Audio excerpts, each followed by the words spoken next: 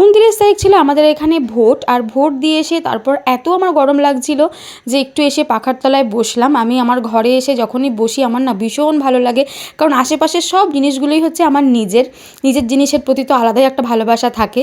তো একটু বসে রেস্ট নিয়ে তারপর একটুখানি বেবি বাম্প দেখে এসেছি বাইরে। আর বাইরে এসেছি কারিপাতা নিতে। আমাদের এই কারিপাতা গাছটা যে কত পুরনো। তারপর একটু তেজপাতা গাছটাও দেখলাম, আর তেজপাতা গাছটা বেশ বড় হয়ে গেছে।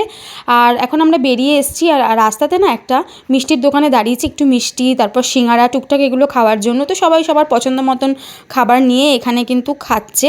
আর আমিও দুটো মিষ্টি নিয়ে নিয়েছি, যদিও এই সময় আমার খুব একটা তো মিষ্টি খেতে ইচ্ছে করে না, কিন্তু তারপরেও আর কি একটু নিয়েছি, অনেক দিন পর খেলাম। আর এখন এসেছি আমাদের জমির এখানে।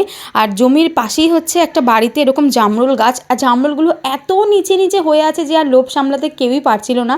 সবাই কিন্তু সবার মতন করে জামরুল পেড়ে এখানে খাচ্ছি, ভীষণ মজা হচ্ছিল। গাছ থেকে যে কোনো জিনিসই নতুন কিছু পেড়ে খেতে খুবই মজা হয়। আর ওয়েদারটাও ছিল কিন্তু খুব সুন্দর।